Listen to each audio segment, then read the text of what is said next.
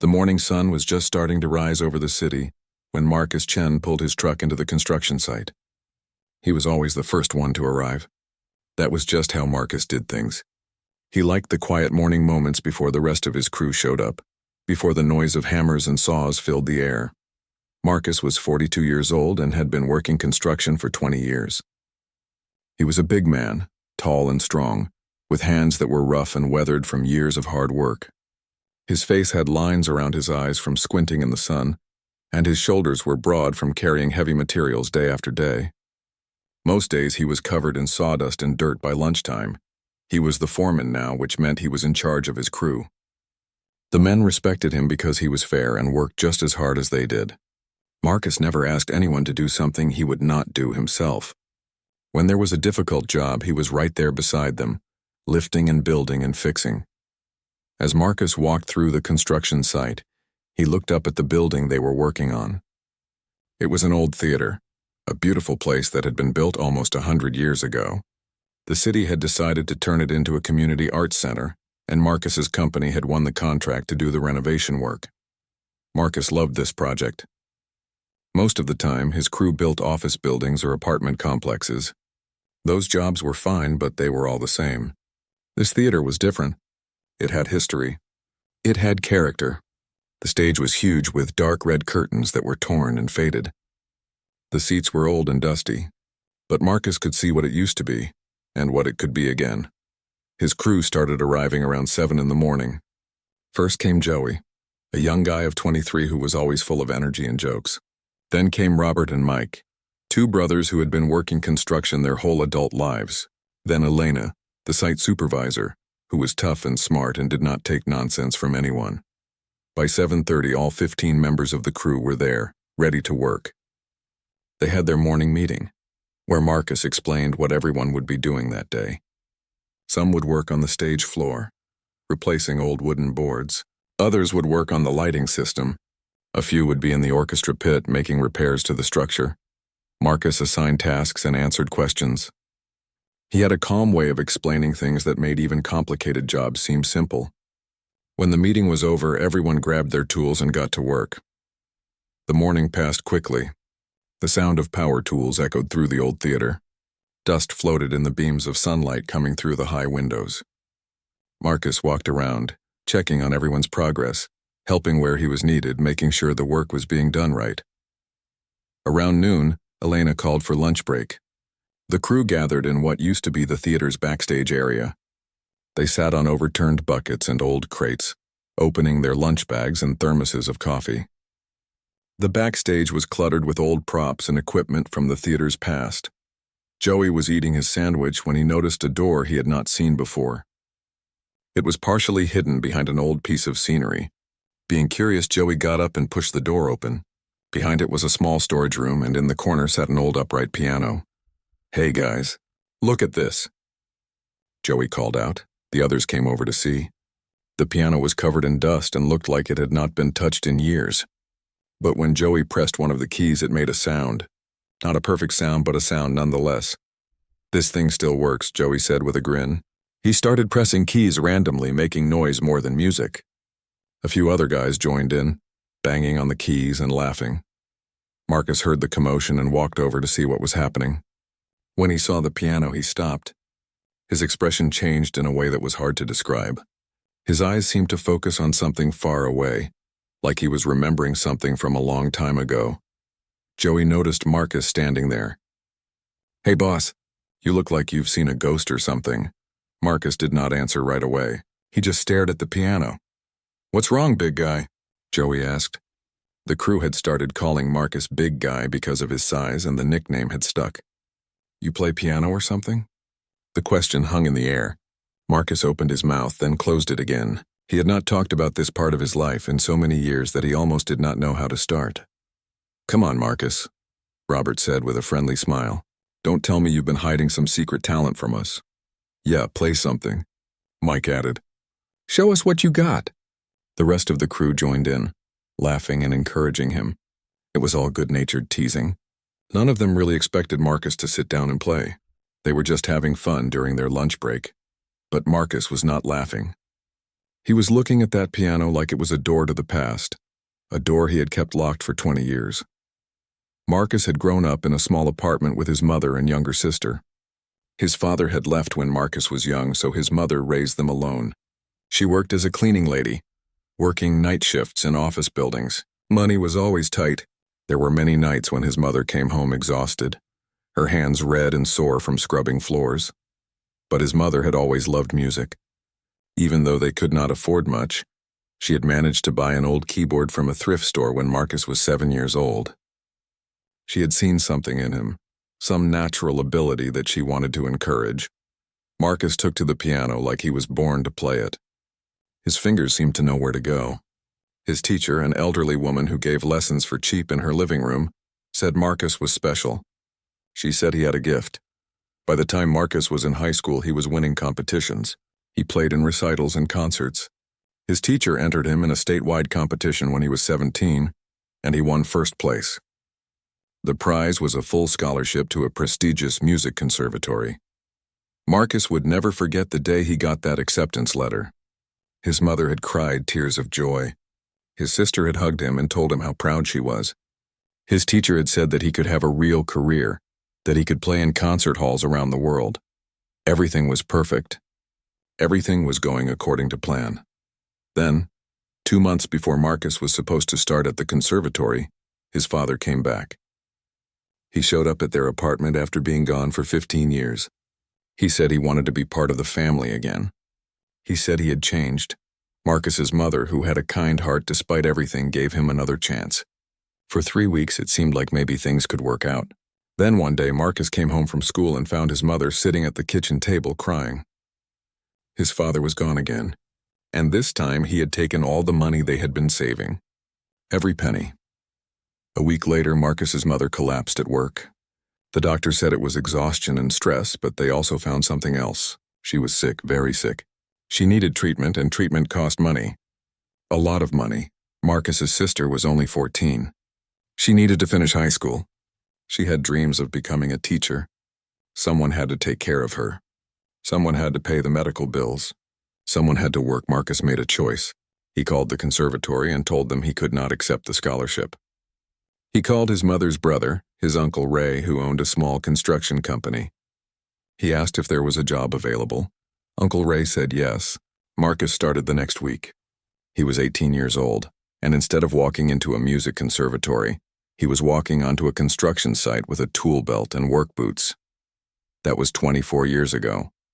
Marcus had never touched a piano again. Well, that was not exactly true.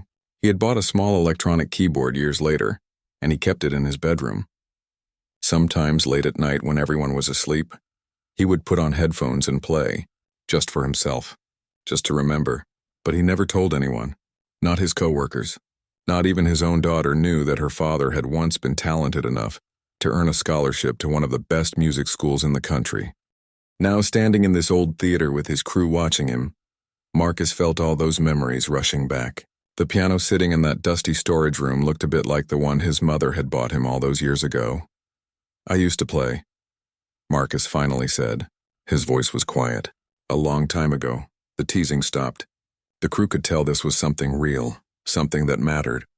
"Really?" Joey asked, his voice softer now. "Like seriously play? Or just a few songs?" Marcus did not answer with words. Instead, he walked slowly toward the piano. His heavy work boots made soft sounds on the old floor. He stood in front of the piano for a moment, then slowly pulled off his work gloves. His hands were calloused and scarred, hands that had spent 2 decades building things. He sat down on the dusty piano bench. It creaked under his weight. He looked down at the keys, and for a moment, he was not a 42-year-old construction foreman. He was 18 again, sitting at a piano with his whole future ahead of him. The crew had gone completely quiet. They could sense that something important was about to happen, even if they did not understand what it was. Marcus lifted his hands and placed them gently on the keys. He closed his eyes. He took a deep breath, and then, after 24 years of silence, after 2 decades of buried dreams and unspoken regrets, Marcus began to play. The first notes filled the old theater like water filling an empty glass. The sound was clear and beautiful, echoing off the high ceiling and old walls. Marcus's fingers moved across the keys with a skill that seemed impossible for a man who spent his days swinging hammers and carrying lumber. He played a piece by Chopin, a nocturne that he had learned when he was 16. His fingers remembered every note, every subtle change in rhythm and volume. The music flowed out of him like it had been waiting all these years to be released. The crew stood frozen. Joey's mouth literally hung open. Robert and Mike looked at each other in disbelief.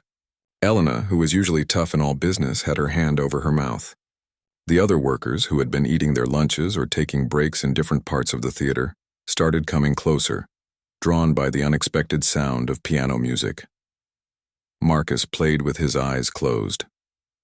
He was not thinking about his crew or the construction site or anything else. He was somewhere else entirely, somewhere he had not let himself go in a very long time. He was back in his teacher's living room, playing for her while she smiled and nodded. He was on stage at that statewide competition, feeling the lights on his face and his mother in the audience. He was in his bedroom late at night playing softly so no one would hear. The music told a story. It told of dreams and sacrifice. It told of a young man who had given up everything he wanted to take care of the people he loved. It told of years of hard work and silent longing.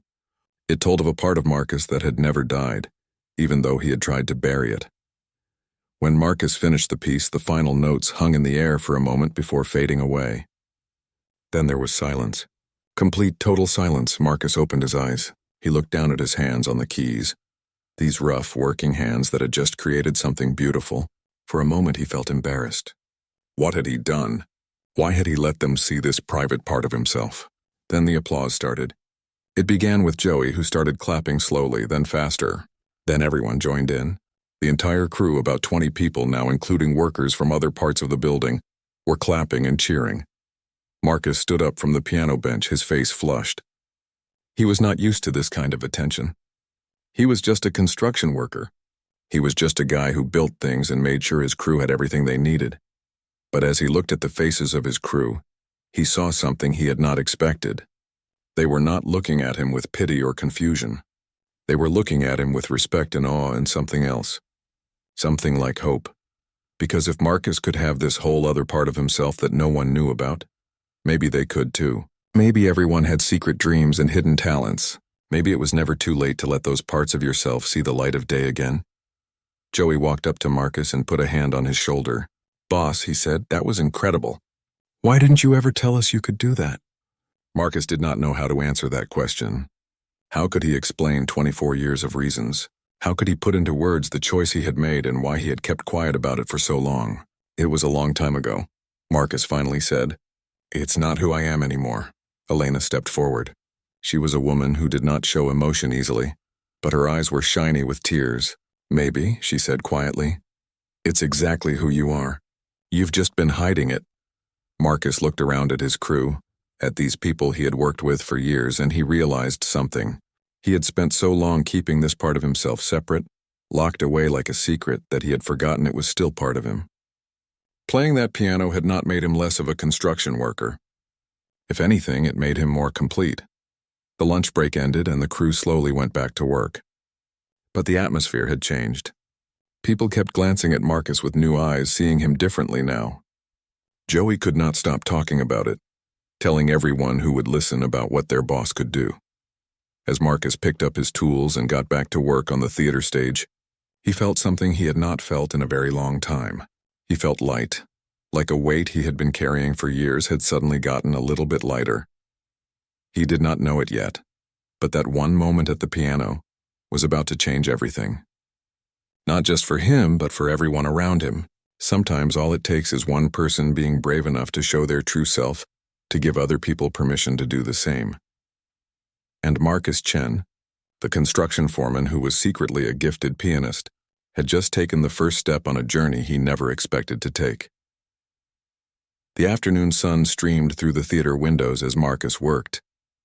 And for the first time in 24 years, he let himself hum while he hammered. It was a Chopin nocturne and it sounded like freedom. The rest of that day on the construction site felt different. Marcus noticed it in the way his crew looked at him, in the way they talked to him. Nothing had really changed, but everything had changed. He was still their foreman. Still the guy who checked their work and made sure things were done right. But now they knew something about him that made him seem more human somehow. Joey, in particular, could not stop talking about it. During the afternoon break, he kept bringing it up. I mean, did you guys see his hands move? It was like watching someone do magic or something. And boss, no offense, but you don't exactly look like a piano player. Marcus smiled at that. Joey was right. With his work boots and dirty jeans and tool belt, Marcus looked exactly like what he was, a construction worker. No one would guess by looking at him that he could sit down at a piano and play Chopin. How long did you play? Robert asked. He was sitting on a stack of lumber eating an apple. I mean, before you stopped? Marcus thought about it. I started when I was 7. Played until I was 18, so 11 years. Why did you stop? Mike asked. That was the question Marcus did not want to answer. He could feel all the old pain trying to come up, all the memories of that difficult time. Life happened, he said simply. Sometimes you have to make choices. The crew seemed to understand that Marcus did not want to talk about it more, so they changed the subject. But Marcus could tell they were curious. They wanted to know the story behind what they had seen. When the workday ended and everyone was packing up their tools, Joey had an idea. He had recorded Marcus playing on his phone. Boss, Joey said, would it be okay if I posted this online? I mean, it's really good. People should see it. Marcus felt uncomfortable with the idea. He was a private person. He did not like attention. The thought of strangers watching him play made him anxious. I don't know, Joey, it was just for fun. Come on, Joey said. It's amazing. Trust me, people will love it. Marcus hesitated. Part of him wanted to say no, to keep this private like he had kept it private for 24 years. But another part of him, a part he had forgotten existed, wanted to say yes. That part remembered what it felt like to share music with people, to create something beautiful and let others experience it. Okay, Marcus finally said, but keep it simple. Don't make a big deal out of it, Joey grinned. You got it, boss. That night, Marcus drove home to his small house on the edge of the city. He lived alone now. His daughter Sarah was 19 and away at college. His wife had passed away 5 years ago from cancer. It was just Marcus and his memories most nights. He made himself dinner, something simple, and sat at his kitchen table. He thought about the piano, about playing again after so many years. His fingers still remembered. That surprised him. He thought maybe he would have forgotten, that the skill would have faded away, but it was still there, buried deep, but not gone. After dinner, Marcus went to his bedroom. In the corner, covered with a sheet, was his electronic keyboard. He had not played it in months. Sometimes he would go weeks or even months without touching it, especially after his wife died. It hurt too much to play then, reminded him of too many things he had lost. But tonight, Marcus pulled the sheet off the keyboard. He plugged it in and put on his headphones. He sat down and started to play. Not Chopin this time, but something else, a jazz standard his mother used to love. He played it softly, gently, letting the music fill his head through the headphones. As he played, Marcus thought about his mother. She had died 3 years ago at the age of 68. She had beaten the illness that had struck her when Marcus was 18, had lived to see her son grow up and her granddaughter born. But she had never seen Marcus play piano again after he gave up the conservatory. He had visited her in the hospital near the end, and she had held his hand with her weak grip. Did you ever regret it? She had asked him. Giving up music for us? Marcus had told her no, and it was the truth. He did not regret taking care of his family. He did not regret the life he had built. But there was still something there, some small ache that never quite went away. Not regret exactly, but loss. The loss of what might have been. His mother had seemed to understand. You have such a big heart, Marcus, she had said. I hope someday you let yourself have both things, the practical and the beautiful. You deserve both. Marcus played for an hour that night, longer than he had played in years. When he finally stopped, his fingers ached a little. They were not used to it anymore. But it was a good ache, the kind that came from using muscles that had been asleep for too long. The next morning, Marcus woke up to his phone buzzing. He had 15 text messages and 6 missed calls. That was strange. Marcus usually got maybe 1 or 2 texts a day, usually from his daughter or from Elena about work stuff. He picked up his phone and started reading. The messages were from members of his crew, from his sister who lived 2 states away, from old friends he had not talked to in years. They all said basically the same thing. I saw the video. This is incredible. Why didn't you tell us, video? Marcus felt his stomach drop. He opened his social media app, something he rarely used, and there it was. Joey had posted the video of Marcus playing the piano. The caption read, "Our foreman is secretly a concert pianist. This is what sacrifice looks like. This is what real strength looks like." The video had been posted about 12 hours ago. It already had 200,000 views, and the number kept going up as Marcus watched. 205,000. 210,000. Marcus felt panic rising in his chest. This was not what he wanted. He did not want hundreds of thousands of strangers watching him, knowing about him. He quickly got dressed and drove to the construction site even though it was still early. Joey was already there when Marcus arrived. The young man looked excited and nervous at the same time. "Boss, I'm sorry. I didn't think it would blow up like that. But look at the comments. Everyone loves it." Marcus was not ready to look at comments. He was still trying to process what was happening. "Joey, this is too much. I'm just a regular guy. This kind of attention—" "But that's exactly why people love it," Joey interrupted. "You're a regular guy who has this amazing talent. You gave up your dreams to take care of your family. That's beautiful, man. That's inspiring." Elena arrived a few minutes later. She had seen the video too. "Marcus, my phone has been ringing all morning. A local news station wants to interview you. The newspaper wants to do a story, and—" She paused, looking at a note she had written. "The director of this arts center we're building wants to talk to you." Marcus sat down on a stack of lumber. This was happening too fast. Yesterday morning he was just a construction foreman. Now he was some kind of viral sensation. It did not make sense. The rest of the crew arrived and they all had something to say about the video. Some thought it was great. Others could tell Marcus was uncomfortable and tried to be supportive. By lunchtime, the video had over 1 million views. Marcus's phone rang. It was his sister, Linda. She was crying when he answered. "Marcus, I just saw it. I had no idea you still played. I thought you gave it up completely. Why didn't you tell me?" "I don't know," Marcus said honestly. "It felt like something from another life. It didn't seem important." "Not important?" Linda's voice was thick with emotion. "Marcus, you gave up everything for me and Mom. I became a teacher because you paid for me to finish school. I have my life because you sacrificed yours, and you never complained, not once. But you kept playing all this time. Just sometimes, late at night. It wasn't a big deal." "It is a big deal," Linda said firmly. "Mom would be so proud. She always felt guilty that you gave up the conservatory. She talked about it until the end. She wanted you to go back to music somehow." After Marcus hung up with his sister, he sat in the theater's quiet backstage area.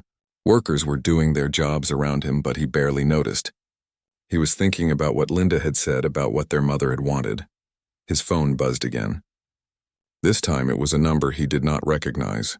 He almost did not answer, but something made him pick up. "Hello? Is this Marcus Chen?"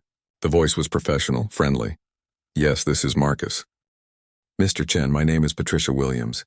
I'm the director of the Riverside Community Arts Center, the facility you're currently helping to renovate. I saw your video, and I have to say I'm absolutely moved by your story and your talent." Marcus did not know what to say. "Thank you," he managed. "Mr. Chen, we're having a gala opening for the center in 3 months. It's going to be a big event, with donors and community members. We'll have performances throughout the evening to showcase what the center will offer. I would be honored if you would consider performing at the gala." Marcus felt his heart start to race. Perform in front of an audience? He had not done that in 24 years. "I don't think I'm ready for that, Ms. Williams. I appreciate the offer, but I'm not a professional anymore. I just work construction."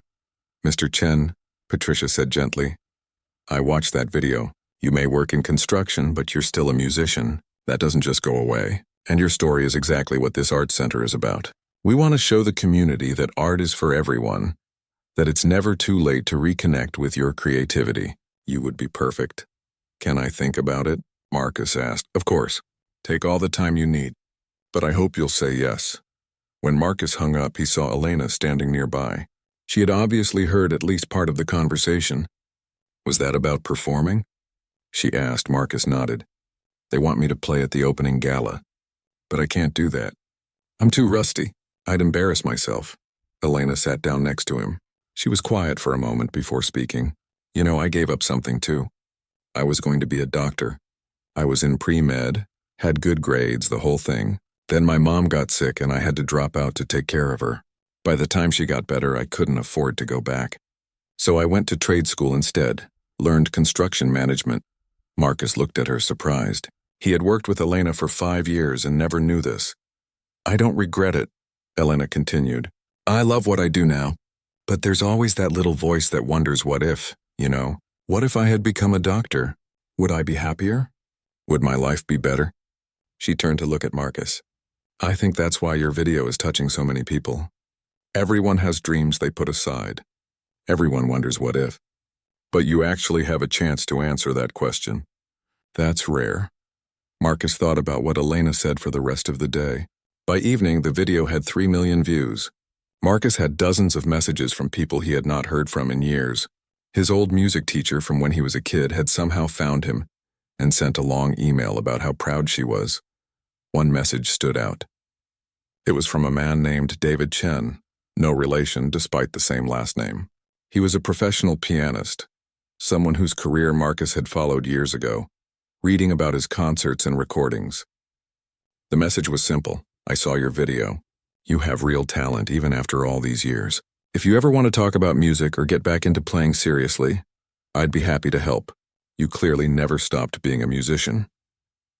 That night, Marcus drove to the cemetery where his mother was buried. It was something he did sometimes when he needed to think, when he needed to feel close to her. He sat on the grass next to her headstone and talked to her like she was still alive. I don't know what to do, Mom, he said quietly. Everything is changing so fast. People are looking at me differently. They want me to perform, to be something I haven't been in so long. I'm scared. What if I'm not good enough anymore?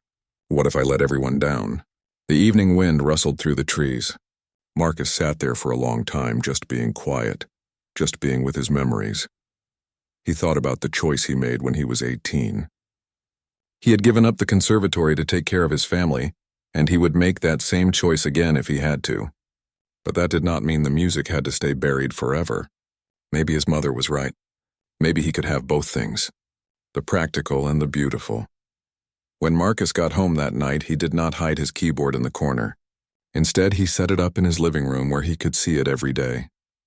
He sat down and started to play, and this time he did not use headphones. He let the sound fill his house, let it be heard. He played for 2 hours, his fingers slowly remembering more and more. Chopin and Mozart and Bach, jazz standards and ballads. Music that had been locked inside him for 24 years, finally being set free. When he finally stopped, his hands were tired but happy. Marcus looked at his phone and saw a text from his daughter, Sarah. She had seen the video too. The message made Marcus's eyes water. Dad, I never knew.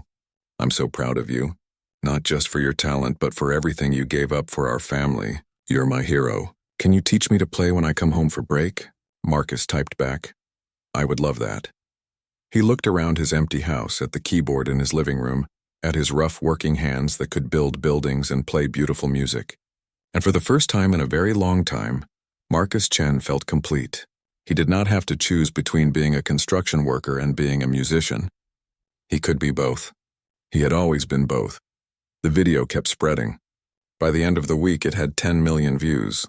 Messages poured in from around the world, from people sharing their own stories of dreams they had put aside, of talents they had hidden, of the sacrifices they had made for the people they loved.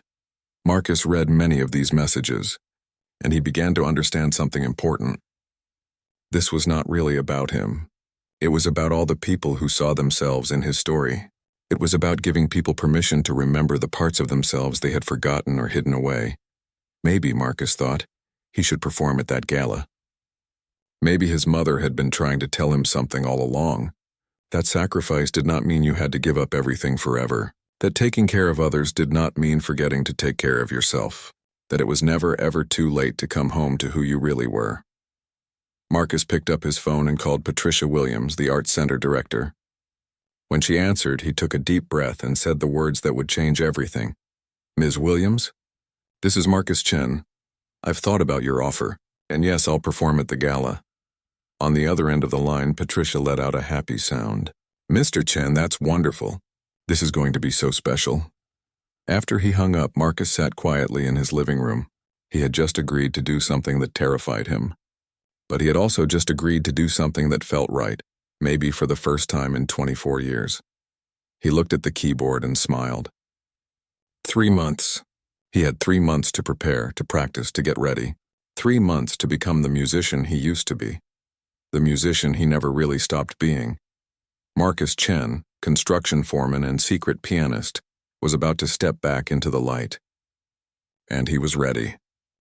The news that Marcus had agreed to perform at the gala spread quickly through the construction site.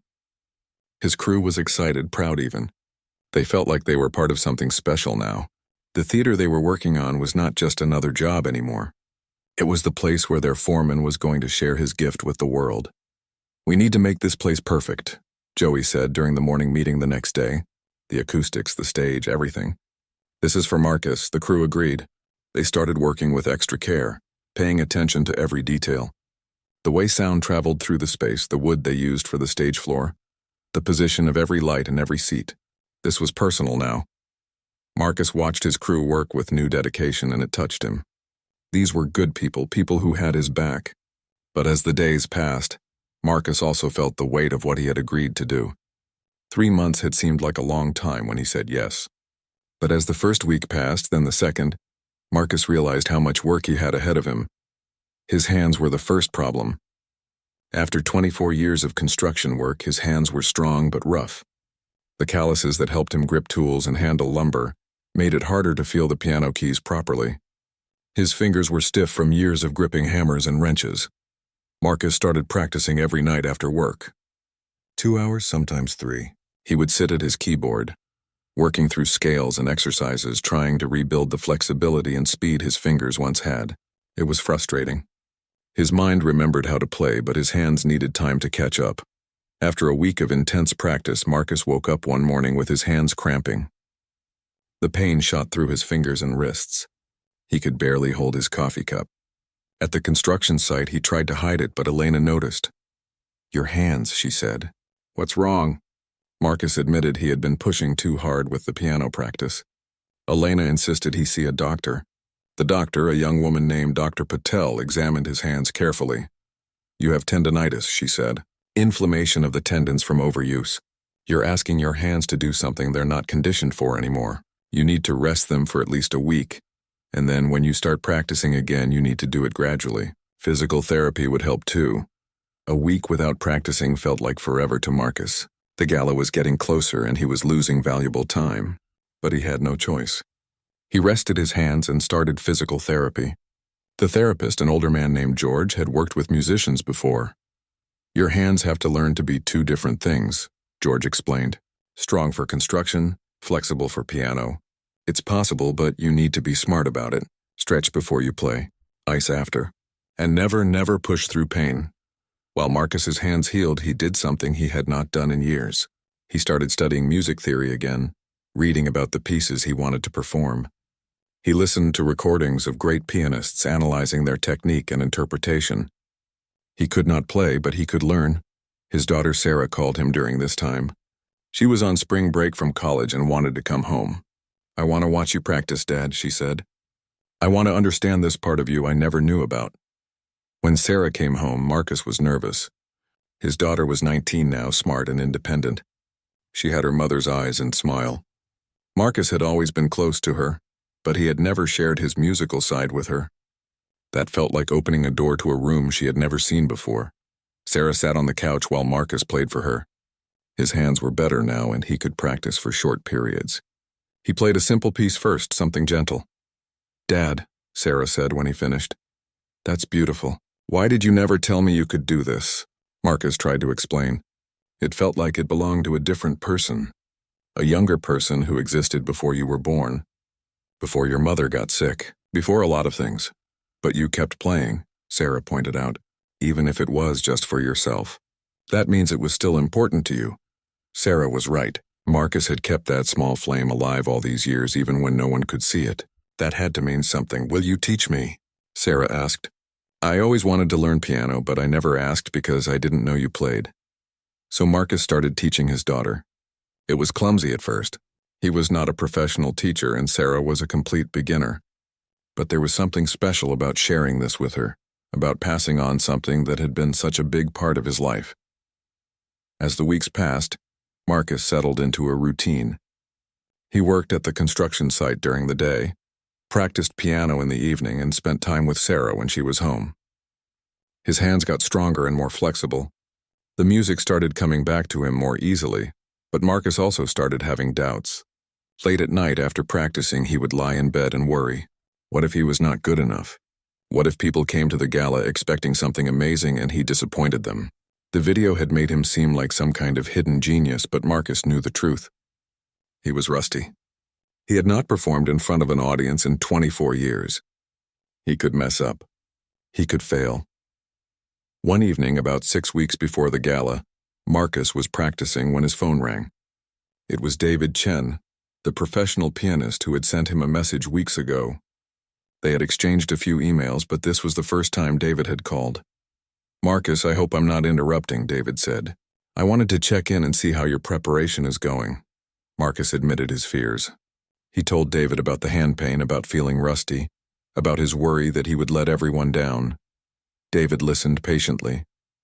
Then he said something that stuck with Marcus. "You know what makes a great performance? It's not playing every note perfectly. It's playing with truth. People connect with honesty, with emotion, with the story behind the music. You have a powerful story, Marcus. You have decades of life experience that young conservatory graduates don't have. That's your strength. Don't try to be a concert pianist. Just be yourself and play from your heart." After that conversation, Marcus felt a little better. He stopped obsessing over every tiny mistake and started focusing on what the music meant to him. Each piece he chose for the gala was connected to a memory, to a moment in his life. The Chopin Nocturne reminded him of his mother. A jazz piece reminded him of his wife, who loved jazz. A contemporary piece reminded him of hope for the future. At the construction site, the theater was coming together beautifully. The crew had restored the stage to its original glory. The seats were refurbished. The lighting system was state-of-the-art. And in the center of the stage, they positioned a beautiful grand piano that the Art Center had purchased for the space. Marcus would sometimes stand on the stage after everyone else had gone home, looking out at the empty seats, imagining them filled with people. The thought still scared him, but it also excited him. This was really happening. About a month before the gala, a local music school reached out to Marcus. They had seen his video and his story. The director, a woman named Mrs. Henderson, asked if Marcus would be interested in teaching piano on weekends. "We have students from all kinds of backgrounds," Mrs. Henderson explained when she came to meet Marcus at the construction site. "Some can afford lessons easily, others can't. Your story resonates with families who struggle financially. You would be an inspiration to them, proof that talent and dedication matter more than money." Marcus was surprised by the offer. "I'm not a professional teacher," he said. "I just started teaching my daughter, and that's different." "Sometimes the best teachers are the ones who understand struggle," Mrs. Henderson replied. "The ones who know what it's like to have to make hard choices. Think about it." Marcus did think about it. That night he called his sister Linda. She was a teacher after all. She would understand whether this was a good idea. "Marcus, you should do it," Linda said immediately. "You know why Mom pushed you to play piano when we were kids? Because she believed art could change lives. She believed everyone deserved beauty and creativity, not just rich people. You teaching kids who can't normally afford lessons? That's honoring Mom's memory." The next day, Marcus called Mrs. Henderson back and said yes, he would start teaching after the gala, one step at a time. As the gala approached, more opportunities started coming to Marcus. A local restaurant asked if he would play during dinner service one night a week. A community center wanted him to give a talk about following dreams later in life. A documentary filmmaker wanted to follow his story. It was overwhelming. Marcus had gone from a private person who kept his music hidden to someone people wanted to hear from, to learn from. He was not sure he was ready for all of this. Elena noticed Marcus's stress during work one day. "You okay, boss?" she asked. "You seem distracted." Marcus admitted he was feeling the pressure. "Everyone wants something from me now. Everyone has expectations. What if I can't meet them? What if I'm not as special as people think I am? Elena smiled. Marcus, you're missing the point. People don't think you're special because you're the best pianist in the world. They think you're special because you're real. You're someone who worked hard, who sacrificed, who kept a piece of himself alive even when times were tough. That's what resonates with people. Just be who you are. That's enough. 2 weeks before the gala, something unexpected happened. The video of Marcus playing had reached someone from his past. His old teacher from when he was a teenager, Mrs. Kowalski, sent him a message. She was 83 years old now, living in a retirement home across the country. Marcus, I knew you were special when you were just a boy. Her message said, I cried when you had to give up your scholarship. I always wondered what happened to you. Seeing you play again after all these years, it's like watching a flower bloom after a long winter. Please know how proud I am of you, and please know that the choice you made showed more character than any concert performance ever could. Marcus video called Mrs. Kowalski that evening. Seeing her face, older now but with the same kind eyes, brought back so many memories. They talked for over an hour. She gave him advice about the pieces he was planning to play. She reminded him of things he had forgotten about technique and interpretation. But Marcus, she said at the end of their conversation, remember what I always told you. Music is not about impressing people. It's about connecting with them. It's about saying things that words can't say. You do that and everything else will fall into place. The week of the gala arrived. Marcus took time off from the construction site to focus on final preparations. He practiced every day, but not too much. He rested his hands. He ate well and slept as much as he could, though nerves made sleeping difficult. His crew was excited. They had all bought tickets to the gala. They were bringing their families.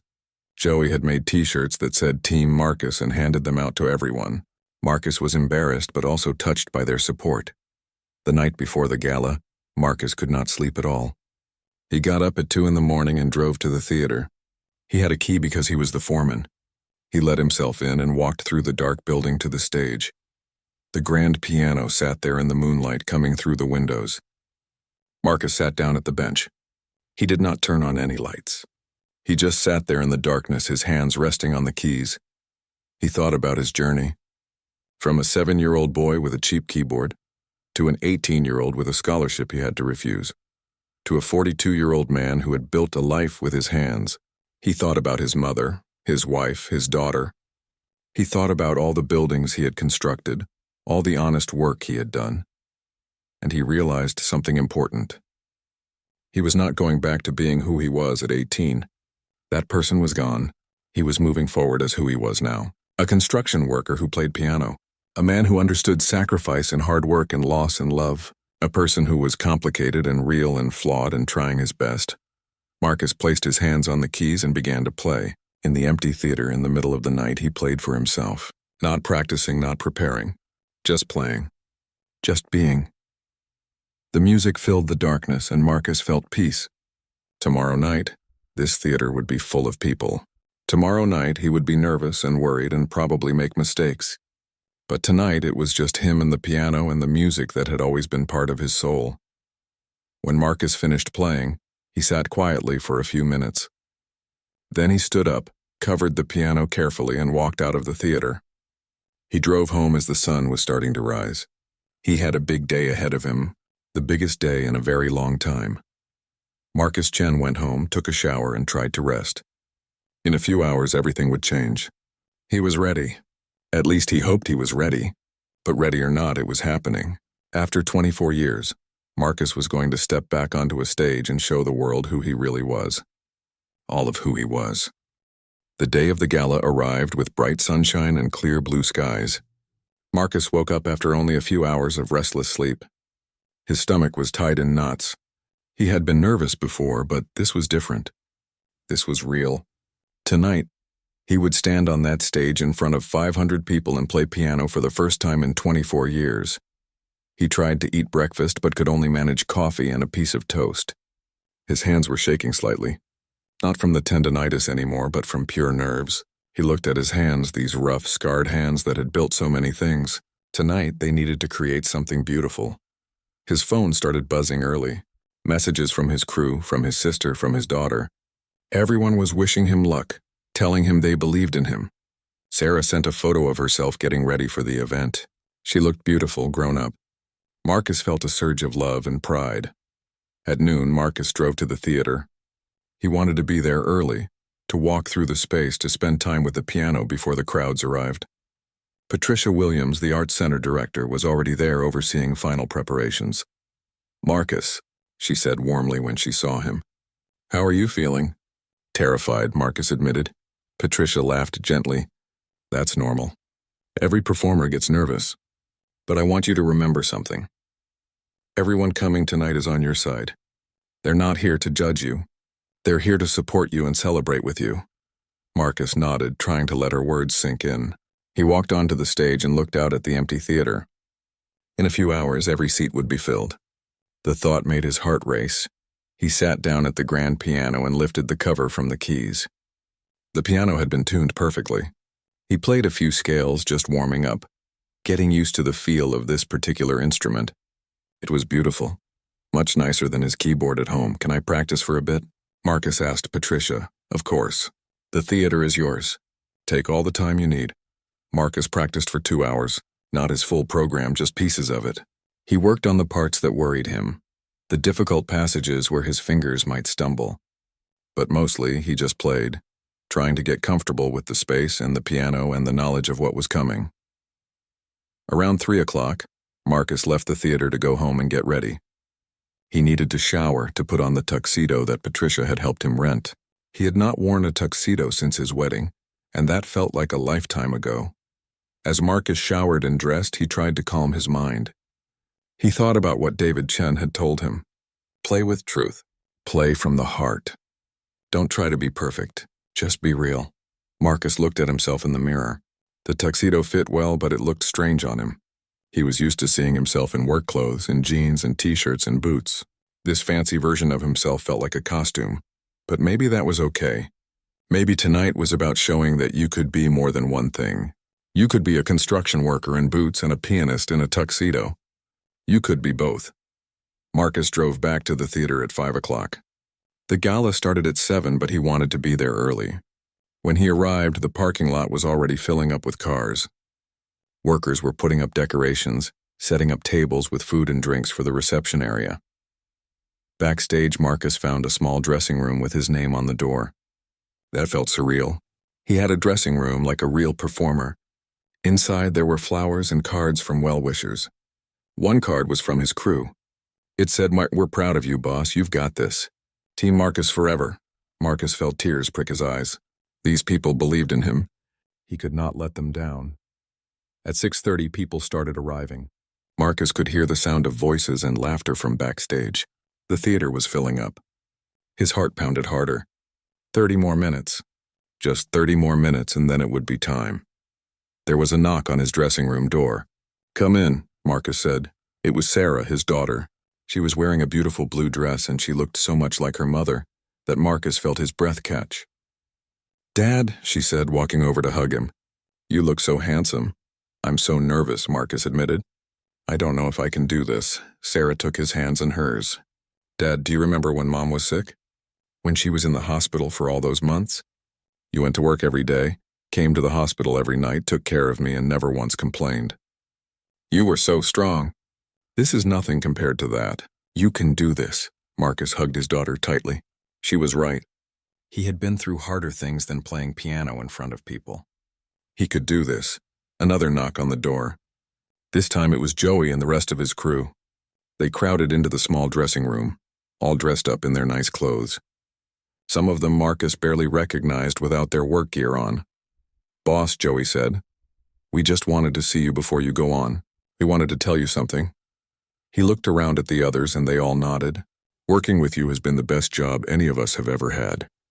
You treat us with respect. You work as hard as we do. You're a good man, and watching you do this tonight, it makes us want to be better. It makes us want to reach for our own dreams." Robert stepped forward. "I've been working construction for 20 years, and I always thought that was it. That was all I would ever be. But seeing you, man, it makes me think maybe I could go back to school, get my contractor's license like I always wanted to." Mike added, "My kid wants to be an artist, and I've been telling him to be practical, to choose something safe. But after seeing your video, After seeing you tonight, I'm going to tell him to follow his heart. Because that's what you did, even if it took you 24 years to do it. Each member of the crew shared something similar. How Marcus's story had inspired them, had made them look at their own lives differently. Marcus listened, overwhelmed by emotion. He had not realized that his choice to play that day, to share his secret, would affect people this way. "Thank you," Marcus said when they finished. "All of you. For believing in me, for being my friends, not just my crew, for making this theater perfect. I'm going to play my heart out for you tonight." They hugged him, clapped him on the back, and filed out of the dressing room. Marcus was alone again, but he felt stronger now. He was not doing this alone. He had his crew, his daughter, his sister, who was somewhere in that audience. He had all the people who had supported him and believed in him. Patricia came to his door at 5 minutes to 7. "It's time, Marcus. Are you ready?" Marcus took a deep breath. "As ready as I'll ever be." He followed Patricia to the side of the stage. He could hear the audience now, hundreds of voices talking and laughing. The theater was full. Through a gap in the curtain, Marcus could see people finding their seats. He spotted his crew, sitting together in a big group, all wearing their Team Marcus t-shirts under their nice jackets. He saw Sarah sitting with his sister Linda and her family. He saw neighbors from his street, people from the community, strangers who had come because they heard his story. Patricia walked onto the stage and the audience quieted down. She welcomed everyone to the Riverside Community Arts Center's opening gala. She talked about the mission of the center, about making art accessible to everyone in the community. Then she started talking about Marcus. She told his story, about the scholarship he gave up, about the 24 years of construction work, about the video that had touched millions of people. She talked about sacrifice and dreams and second chances. "Ladies and gentlemen," Patricia said, "it is my great honor to introduce Marcus Chen." The audience erupted in applause. Marcus felt his legs go weak. This was it. This was really happening. He walked onto the stage, the spotlight hitting him, making it hard to see the audience. The applause seemed to go on forever. Marcus walked to the piano and sat down on the bench. His hands were shaking. He could see them trembling as he placed them on his lap. He looked out at the audience, at all these people watching him, waiting for him. Then he found Sarah's face in the crowd. She was smiling at him, giving him a thumbs up. He saw his crew cheering and clapping. He saw his sister with tears already running down her face. Marcus took a deep breath and placed his hands on the keys. The audience went completely silent. You could have heard a pin drop. Marcus closed his eyes. He thought about his mother, about how she used to sit beside him when he practiced as a child, encouraging him. He thought about his wife, about how she used to love listening to him play late at night when he thought everyone was asleep. He thought about all the years of hard work, of sacrifice, of keeping this part of himself hidden. And then Marcus began to play. He started with the Chopin Nocturne, the same piece he had played that first day at the construction site. His fingers found the keys and the music began to flow. The nervousness started to fade. The audience disappeared.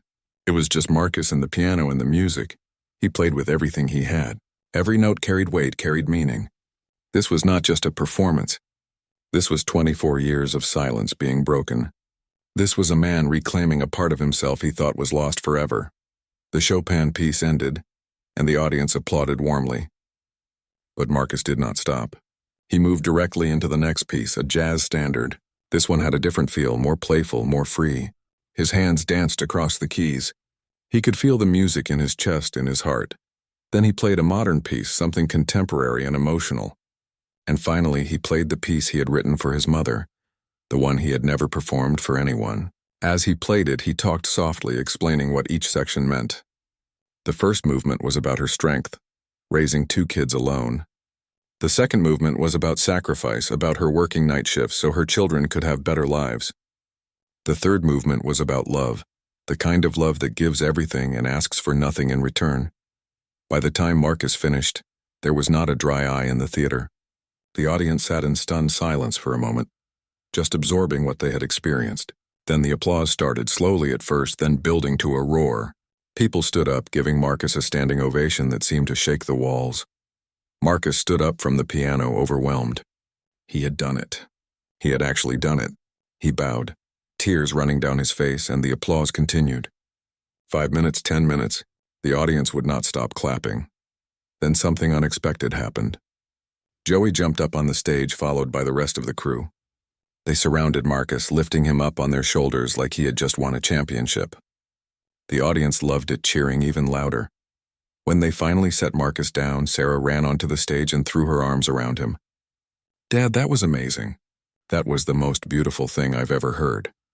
Patricia came on stage to thank Marcus and announced that there would be a reception in the lobby. But first, she had an announcement. "Marcus, the board of directors met this week, and we want to offer you a position as artist in residence at the Riverside Community Arts Center. You would perform here monthly, teach classes to students who can't normally afford lessons, and help us fulfill our mission of making art accessible to everyone." The audience cheered at this announcement. Marcus could barely process what was happening. A position? He would get to keep playing? He would get to teach? "There's one condition," Patricia added with a smile. "You have to keep your construction job too, because your whole story is what makes you perfect for this role. You understand what it means to work hard, to sacrifice, to choose responsibility. That's the message we want to share." Marcus nodded, unable to speak. He did not have to choose. He could be both things. He could keep his crew, his construction work that he was proud of, and he could also have this, the music, the teaching, the sharing of his gift. The reception afterward was overwhelming. Hundreds of people wanted to talk to Marcus, to shake his hand, to thank him for inspiring them. He heard story after story of people who had given up their own dreams, who were now thinking about trying again. An elderly woman with tears in her eyes told Marcus that she had wanted to be a painter, but had become a nurse instead to support her family. "I'm 72 years old," she said. "I thought it was too late, but if you can do this at 42, maybe I can pick up a paintbrush again." A young man told Marcus that he had been working at a job he hated, too afraid to pursue his real passion for writing. "Watching you tonight, seeing your courage, it makes me want to be brave too." Through it all, Marcus's crew stayed close. They were his bodyguards, his support system, his friends. They kept checking on him, making sure he was okay, bringing him water when he needed it. Late that night, after the crowd had finally thinned out and the theater was closing, Marcus stood alone on the stage one more time. He looked out at the empty seats, still processing everything that had happened. Elena came to stand beside him. "You did it, Marcus. You really did it. I couldn't have done it without all of you," Marcus said. "You made me brave enough to try." "No," Elena said. "You made us brave. That's the thing you don't understand yet. By showing us your whole self, by refusing to hide anymore, you gave all of us permission to be complete people too. That's bigger than just playing piano. That's changing lives." Marcus drove home that night with his daughter beside him in the truck. They did not talk much. They were both exhausted, both full of emotions they could not quite put into words. When they got home, Sarah said, "Dad, will you play something for me? Just one more piece before we go to bed?" So Marcus sat down at his keyboard in the living room, and Sarah sat beside him. He played a simple piece, a lullaby, the same one he used to play for her when she was a baby, when her mother was still alive. As Marcus played, he realized that this was what it was all about. Not the big performances or the applause or the viral videos. It was about this, sitting beside his daughter, sharing something beautiful, passing on a gift. When he finished, Sarah hugged him. "Thank you, Dad, for everything. For the sacrifices you made, for never giving up on your music even when no one knew about it, for showing me that it's never too late to be who you really are." Marcus hugged her back, holding tight to this precious person he had helped raise. "Thank you for giving me the courage to try." That night, Marcus slept deeply for the first time in weeks. No nightmares, no anxiety, just peaceful sleep, because he had faced his fear and survived. More than survived. He had triumphed. And tomorrow would be the first day of his new life. A life where he did not have to hide anymore. A life where he could be completely himself. 2 months after the gala, Marcus's life had settled into a new rhythm. It was a busy rhythm, fuller than before, but in a good way.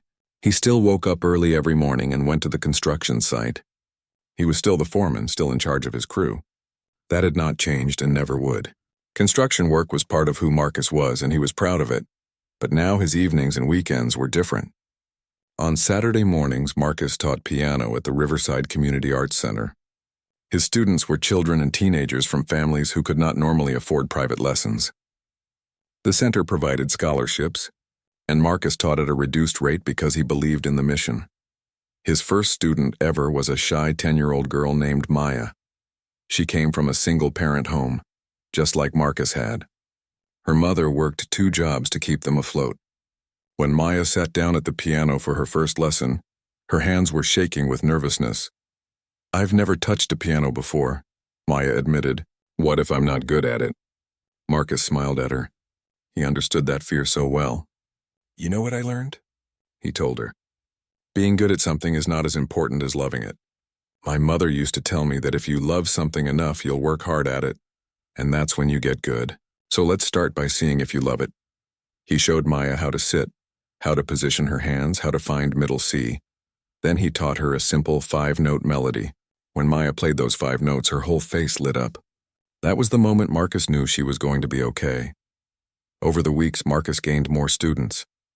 He taught 15 kids now, ranging in age from 7 to 17.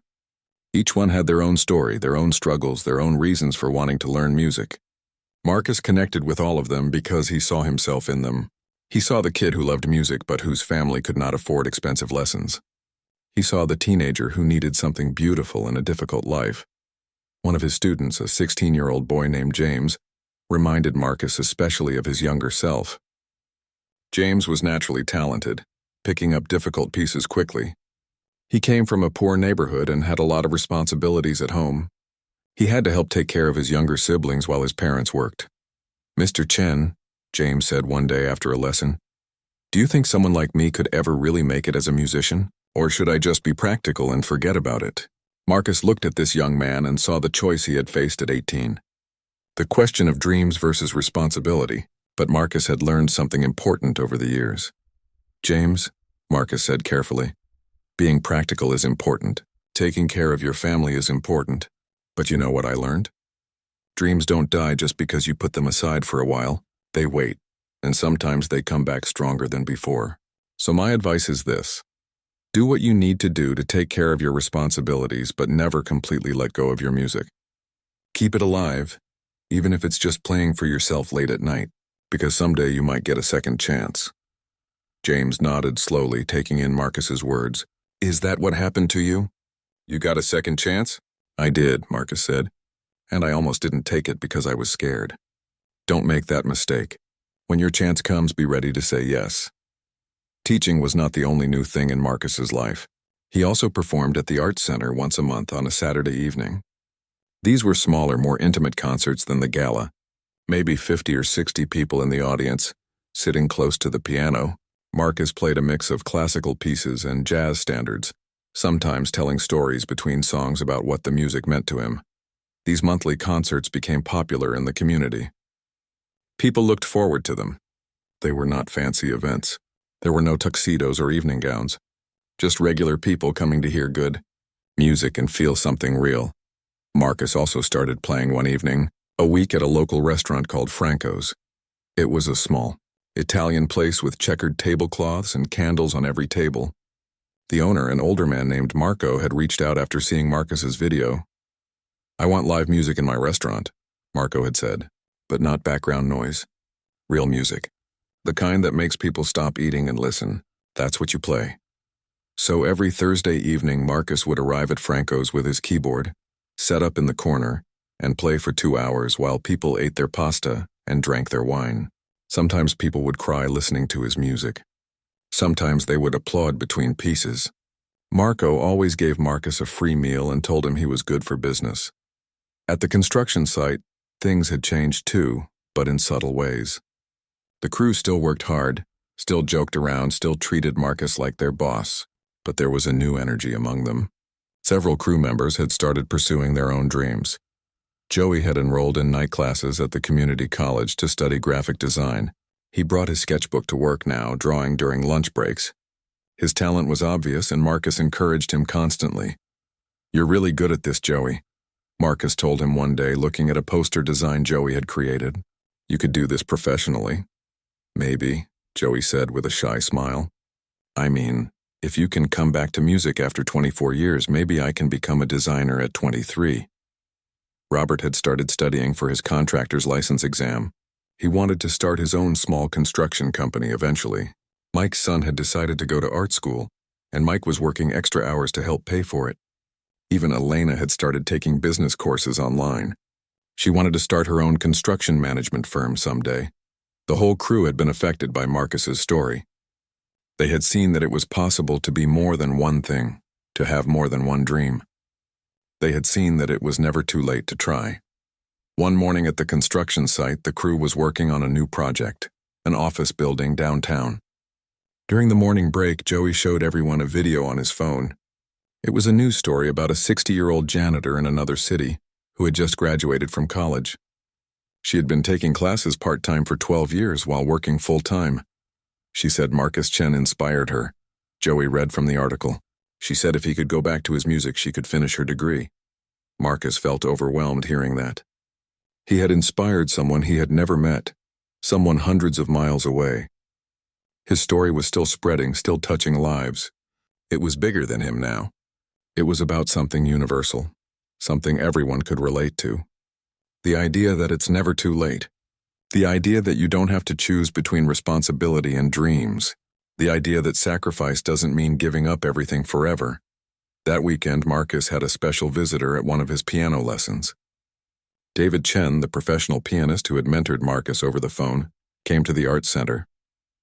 He was performing in the city and wanted to meet Marcus in person. David watched Marcus teach for a while, observing how he worked with the students. Afterward, they went for coffee. "You're a natural teacher," David told Marcus. "The way you connect with those kids, the way you make them feel safe to try and fail and try again. That's a gift." "I just try to be the kind of teacher I needed when I was their age," Marcus said. "That's exactly what makes you good at it," David replied. He paused, stirring his coffee. "Marcus, I want to ask you something.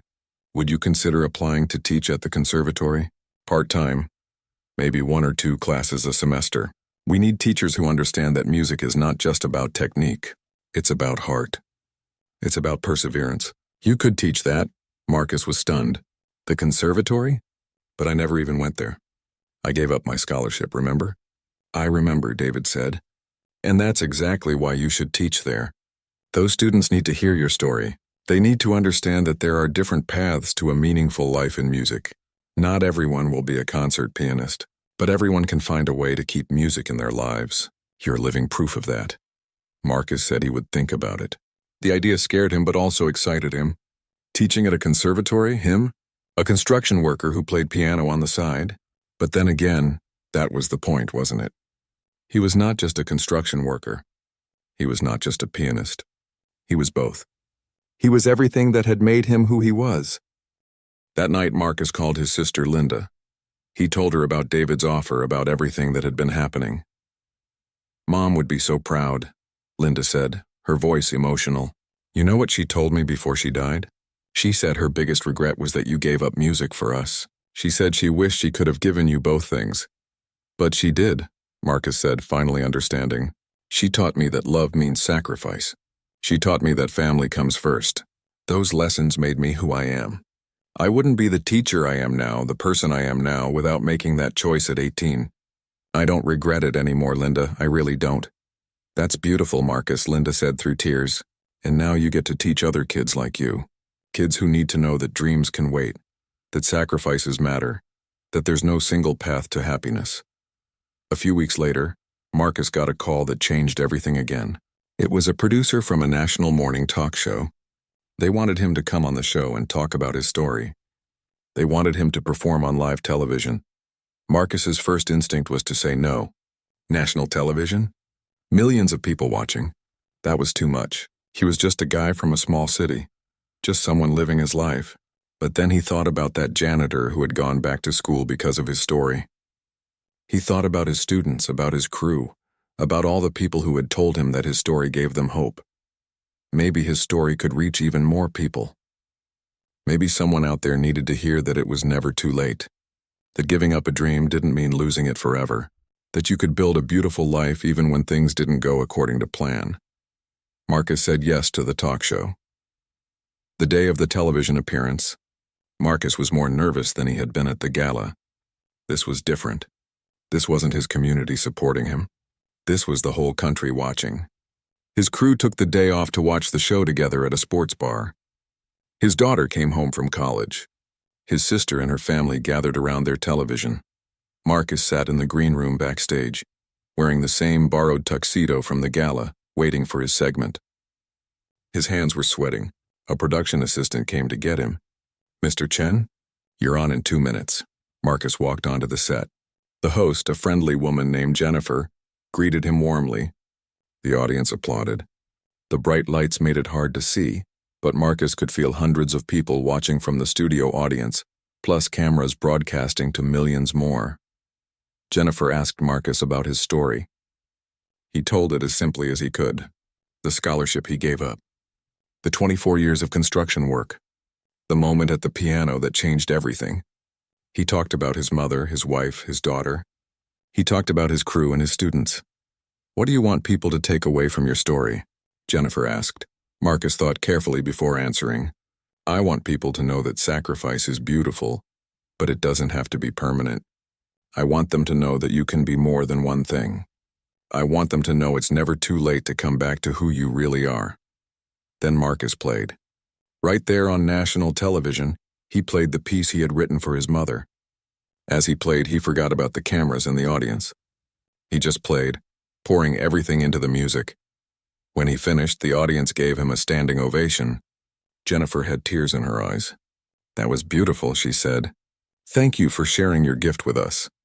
After the show, Marcus's phone exploded with messages.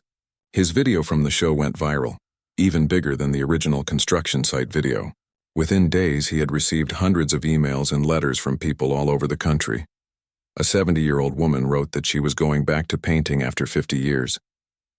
A middle-aged man wrote that he was finally going to open the bookstore he had always dreamed about. A young mother wrote that she was going to finish her degree, even though everyone told her it was too late with 3 kids. Marcus read every letter. Each one reminded him why he had said yes to sharing his story. It wasn't about him anymore. It was about giving people permission to dream again. One Saturday morning, Marcus was teaching at the Arts Center when he noticed a man watching from the doorway. The man was in his 60s, wearing work clothes like he had come straight from a job. After the lesson ended, the man approached Marcus. "Mr. Chen, I'm Tom Bradley. I'm a plumber. I saw your story on TV and I wanted to meet you." He paused, looking emotional. "I used to play saxophone. I was pretty good, actually. But I gave it up 40 years ago when my first kid was born. I needed to make money, support my family. I sold my saxophone to pay for baby supplies." He wiped his eyes. "Watching you play that morning, hearing your story, it made me realize I don't have to be done. I'm 62. I could still have 20, 30 years ahead of me. So I bought a used saxophone last week. I've been playing every night and my wife says it's the happiest she's seen me in years." Tom shook Marcus's hand with both of his own. "Thank you for reminding me that it's not over until it's over." After Tom left, Marcus sat at the piano for a moment. This was what it was all about. Not fame or recognition or viral videos. This. One person at a time, remembering who they were, coming back to the things they loved. That evening, Marcus went home to his small house. Sarah was visiting for the weekend. They made dinner together, and afterward, Marcus taught her a new piece on the piano. She was getting better every week, practicing faithfully at college. "Dad," Sarah said as they played together, "I'm thinking about changing my major. I'm studying business right now because it seemed practical, but I think I want to study music education. I want to teach kids like you do." Marcus looked at his daughter with pride. "You should do what makes you happy." "You taught me that," Sarah said. "You taught me that we don't have to choose between practical and passionate. We can find a way to have both." Later that night, Marcus sat on his front porch with a cup of coffee, looking up at the stars. He thought about his journey. From that 7-year-old boy with a cheap keyboard, to the 18-year-old who gave up his scholarship, to the 42-year-old who found his way back. He thought about his mother, how she would have loved to see this. She had always believed in him, even when he stopped believing in himself. She had taught him that love meant sacrifice, but she had also taught him that dreams were worth keeping alive. Monday morning, Marcus showed up at the construction site in his work boots and tool belt, ready for another week. His crew greeted him with their usual jokes and friendly insults. To them, he was still just Marcus, their foreman, the guy who worked harder than anyone else. But Marcus knew the truth now. He was not just a construction worker. He was not just a pianist. He was not just a teacher or a father or a friend. He was all of these things. He was complex and complete and finally whole. As Marcus picked up his hammer and got to work, he hummed a Chopin nocturne. Joey heard it and grinned. "Thinking about music already, boss?" "Always," Marcus said with a smile. Always, because that was the truth. The music had never left him. It had just been waiting, patient and quiet for the right moment to come back. And when it did, it brought with it something even more valuable than applause or recognition. It brought him back to himself. Marcus Chen, construction foreman and pianist, teacher and student, dreamer and builder, had finally learned the most important lesson of all. You don't have to be just one thing. You can be everything you are all at once, and that is enough. That is more than enough. That is everything. The sun rose higher over the construction site, another beautiful day beginning. Marcus and his crew built things, solid things, practical things, necessary things. But Marcus also knew that when evening came, he would sit down at his piano and build something else entirely. Something you couldn't see or touch, but something just as real and just as important. He would build music. He would build hope. He would build proof that it's never too late to come home to yourself. And that, Marcus thought as he hammered nails into wood under the morning sun, was the best thing he had ever built in his entire life.